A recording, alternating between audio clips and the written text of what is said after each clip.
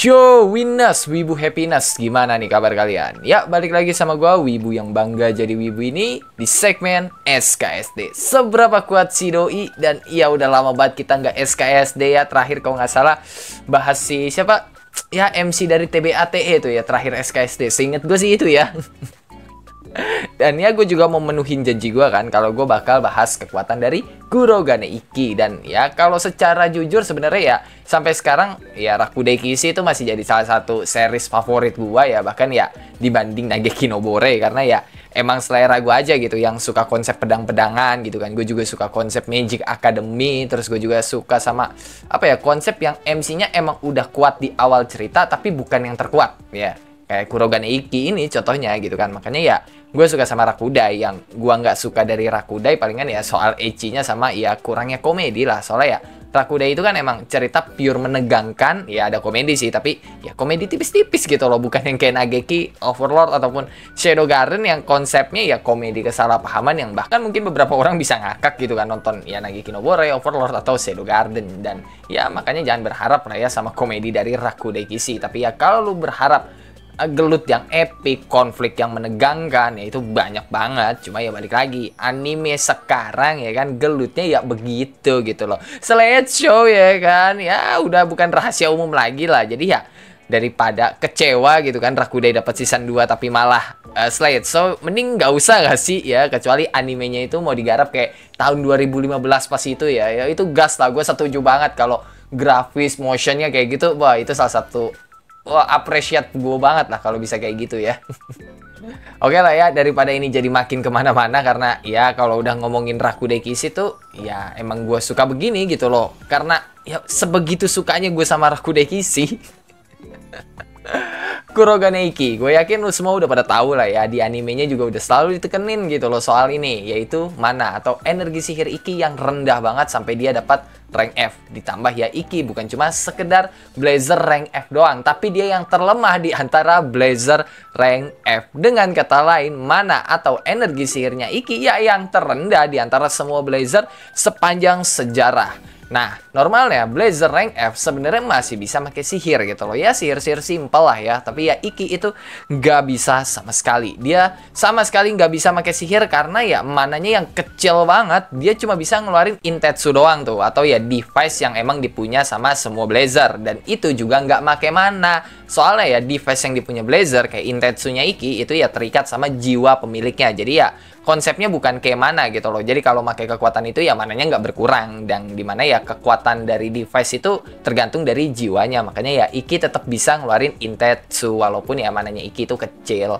Dan cara Ikki ngatasin mananya yang kecil itu dengan cara ya melatih kontrol mananya. Biar ya dia itu nggak terlalu banyak buang-buang mana lah ya. Cuma ya kalau bahas yang ada di anime ya kan. Ini yang ada di anime dulu nih. Itu masih dikategorikan rank B. Maksudnya ya kontrol mananya Ikki itu masih di rank B gitu loh. Yang apa ya, mungkin setingkat Shizuku kali ya. Soalnya ya lu bisa lihat sendiri lah, pas Ikki bisa ngeluarin semua mananya dalam waktu singkat. Dan sejauh ini Ikki doang yang baru bisa begitu. Tapi itu masih di rank B karena dia masih belum bisa mengontrol mananya sesuka hati dia. Contohnya ya kayak ngebuat mana defense. Emang mana defense itu berdasarkan jumlah mana seseorang.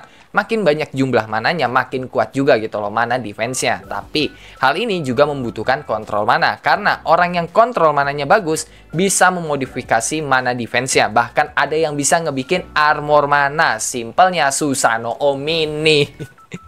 Dan itu nanti bakal ada tuh kalau misalnya ya Rakudai dapat next season, ya itu bakal ada tuh yang pakai Susanoo Omini itu. Sedangkan buat kasus Ikki yang rank F, dia nggak bisa pakai yang begituan gitu loh. Dia nggak bisa memodifikasi mana defense-nya. Bahkan ya dia aja nggak bisa pakai mana defense karena ya jumlah mananya yang kecil banget. Yang normalnya balik lagi, rank F itu harusnya tetap masih bisa pakai mana defense. Walaupun ya tipis-tipis gitu lah. Sedangkan Ikki nggak bisa sama sekali.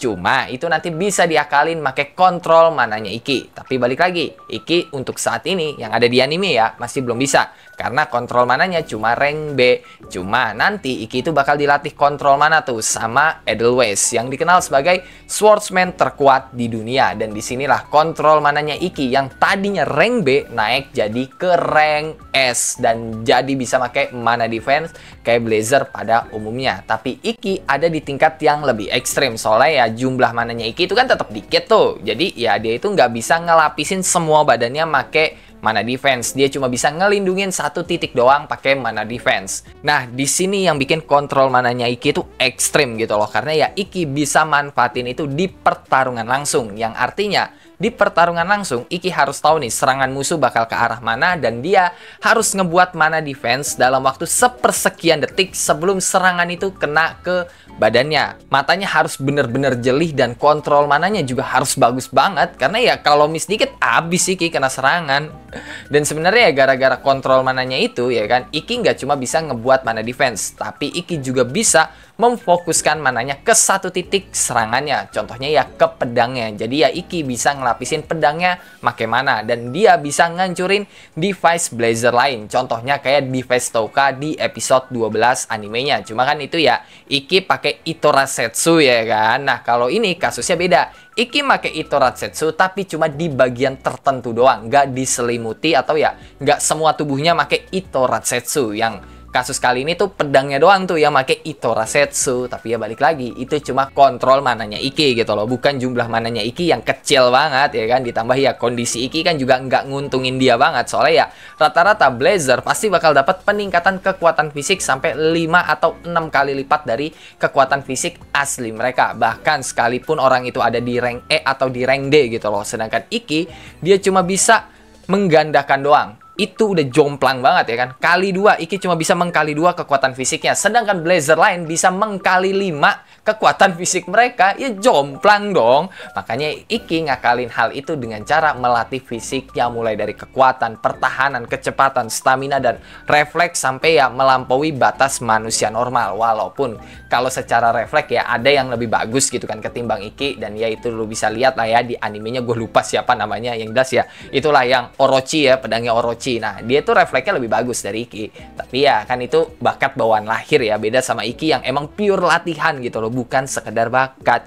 Cuma kalau ditanya kekuatan fisik Iki yang paling OP tuh yang mana sih ya kan? Yang paling gila? Jawabannya ya ada di supremasi tubuh. Yang ngebuat Iki bener-bener mempertajam semua panca inderanya sampai ke tingkat yang gak masuk akal.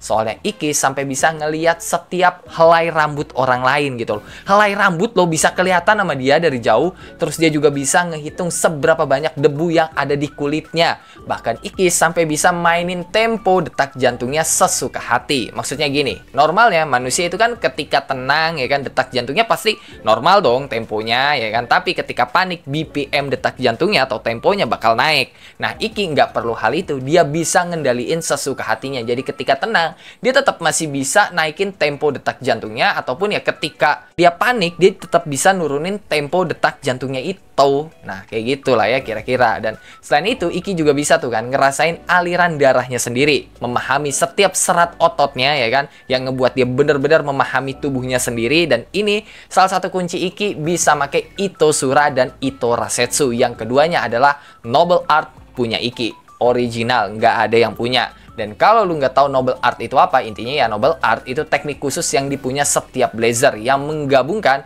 kekuatan setiap individu dan kekuatan sihir mereka serta dengan Intensetsu dengan device mereka. Nah, karena Iki nggak bisa pakai sihir ya kan, kekuatan individunya Iki diambil dari fisiknya yang digabung juga lah sama kekuatan sihirnya yang terciptalah di situ Itosura dan Itorasetsu. Nah, Itosura ya kayak yang lu pada tahu lah, ini teknik yang ngebuat Iki menggunakan semua mana dan kekuatan fisiknya dalam waktu 1 menit. Dan ini Noble Art murni yang dibikin sama Iki. Sedangkan Itorasetsu sama aja kayak Itosura. Bedanya Iki pakai itu dalam waktu beberapa detik aja, difokusin buat satu serangan. Dia ngeluarin semuanya cuma buat satu serangan kayak yang Iki lakuin pas lawan Todotoka di episode terakhir anime Rakudekishi. Nah, Iki itu juga seorang master bela diri. Dia nggak cuma belajar teknik pedang doang, tapi hampir semua jenis bela diri itu dipelajari sama Iki buat nutupin kekurangannya. Yang normal ya orang lain kan pada bisa pakai sihir gitu kan. Makanya ya dia harus bisa pakai banyak ilmu bela diri. Ya logikanya Iki kayak gitulah. Dan gua nggak bisa nyebutin apa aja ya bela diri yang dipelajari sama Iki karena banyak banget. Yang jelas ya Iki itu master swordsman, master hand to hand combat, sama master marksman. Dan itu gelar masternya Iki. Tapi kalau soal senjata, Iki bisa pakai hampir semua jenis senjata kayak tombak, kodachi, double stick, dan yang lainnya lah. Hampir semua lah ya senjata itu bisa dikuasain sama Iki.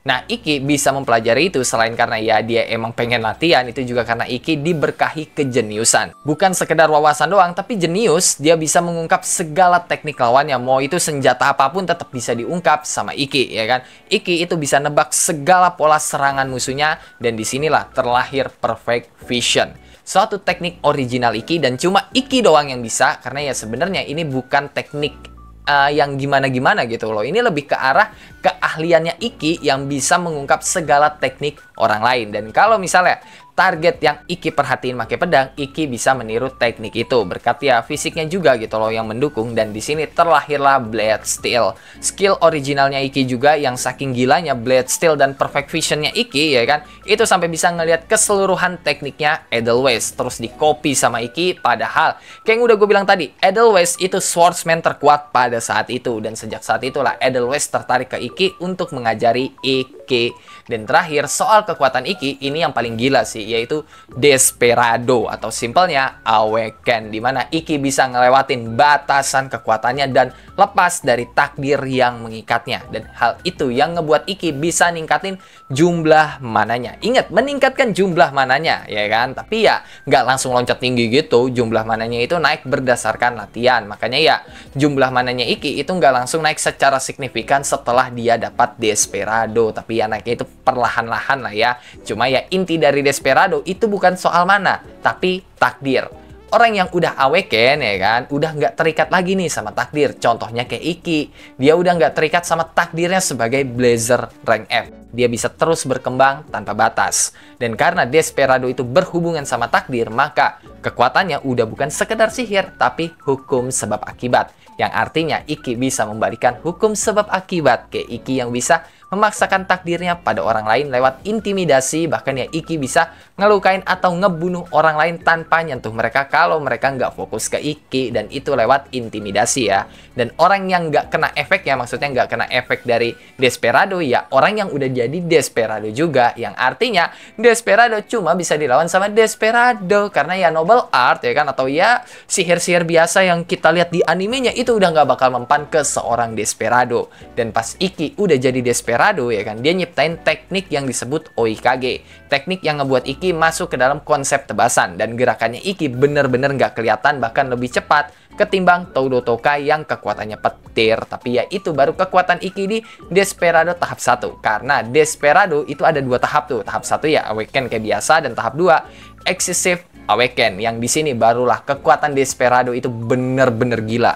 Seorang Desperado yang udah Excessive Awaken, ya kan, itu bakal menyatu dengan device mereka dan masuk ke dalam demon form, ya. Contohnya kayak Stella yang berubah kayak macam naga, atau Nene yang jadi Oni. Dan mereka yang masuk ke demon form bakal dapat peningkatan di segala aspek secara gila-gilaan. Mau itu kekuatan sihir, jumlah mana, kontrol mana, kekuatan fisik, ya semuanya lah ya. Cuma itu kan berarti mereka doang nih kan yang kena pengaruh dari Excessive Awaken. Soalnya kan mereka yang benar-benar masuk ke demon form tuh, yang lain kan enggak. Sedangkan Iki itu sebaliknya, yang sebenarnya ini udah di-spill nih di animenya, lebih tepatnya di opening dan di episode 12 animenya. Buat lo yang udah baca novelnya, gue yakin udah pada sadar soal itu, karena kan iya jelas banget gitu loh. Opening hitam putih, terus di episode 12 juga hitam putih pas Iki make Itoratsetsu waktu lawan Toka, ya kan? Dan emang itulah kekuatan dari Excessive Awaken-nya Iki. Cuma nggak semuanya disepil. Yang jelas ya kekuatan dari Excessive Awaken-nya Iki bukan berpengaruh ke Ikinya, tapi ke dunia yang jadi hitam putih. Literally dunia jadi hitam putih. Waktu berhenti semua takdir Iki percayakan ke pedangnya yang bisa nebas apapun termasuk takdir itu sendiri. Nggak butuh teknik khusus, nggak butuh ilmu pedang. Iki cuma perlu jalan terus nebas apapun yang dia inginkan selama kepercayaan Iki ke pedangnya itu lebih kuat ketimbang keinginan orang yang ingin dia tebas. Ya konteksnya kalau ini sama-sama Desperado gitu. Jadi Iki Desperado terus lawannya Desperado tuh. Nah keinginan Iki lebih kuat dari yang ini dan Iki yang menang. Tapi kalau keinginan lawannya lebih kuat ketimbang Iki, ya lawannya yang menang gitu loh. Itu kalau konsepnya sama-sama Desperado. Tapi kalau musuhnya bukan Desperado, ya udah Iki tinggal tebas saya udah menang gitu. Paham kan maksudnya? Paham lah, masa enggak sih?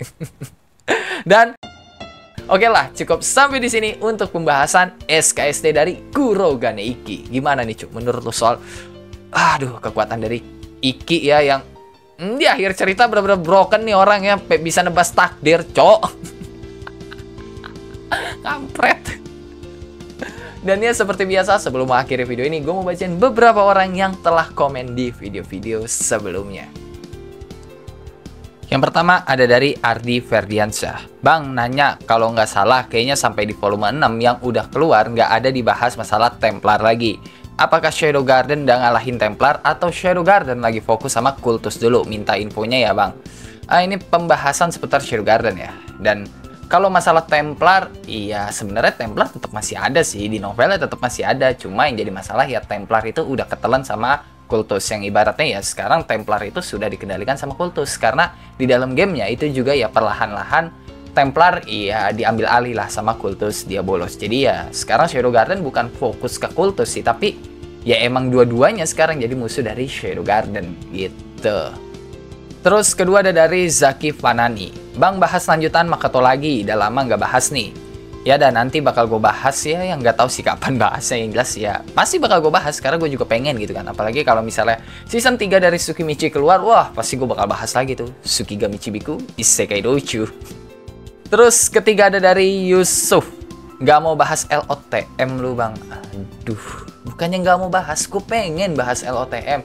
Cuma yang jadi masalah ya kan, LOTM itu satu anime mister itu, yang kalau gue bahas ya kan, itu ya takutnya malah jadi kayak apa ya, spoiler yang terlalu jauh. Bukan terlalu jauh, kayak anime mister itu kayak gimana ya, kalau miss dikit tuh agak bahaya gitu loh. Dan yang jadi masalah juga ya, fandom dari LOTM itu gede banget. Dan juga apa ya, benar kebanyakan dari mereka toxic cok. Males banget gue ngadepinnya lu. Dan terakhir ada dari Enju Arcadia. Bang, suka manhwa yang gore nggak? Kayak Tokyo Ghoul. Tokyo Ghoul bukan manhwa sih. Tokyo Ghoul tuh manga ya. Coba dong bang, bahas I Really Not Demon God Likely. Likely kan ya, bener ya bacanya, bodoh lah itu. Itu I Really Not Demon God Likely itu manhwa atau apa? Kalau manhwa, ntar lu dah, karena gue males banget baca manhwa tuh, kayak apa ya, nama-namanya tuh susah sekali untuk diingat ya. Entah kenapa kayak berasa tidak familiar gitu loh. Tapi kalau gore gue suka, gue beberapa bacaan gue tuh gore gitu loh. Jadi ya mungkin nanti bakal gue bahas lah. Ya walaupun gak tahu kapan ya. Dan ya itu aja lah ya buat beberapa orang yang telah komen di video-video sebelumnya. Yang kalau lu juga punya pertanyaan, pendapat, saran, requestan, atau bacotan-bacotan gak penting lu pada lu bisa tulislah di dalam kolom komentar. Kalau lu suka sama video kali ini, lu bisa tekan tombol like. Kalau lu gak suka, lu juga boleh dislike. Gue gak maksa lu kocok buat tekan tombol like. Dan jangan lupa buat nge-share ini. Sampai jumpa di video selanjutnya and bye-bye.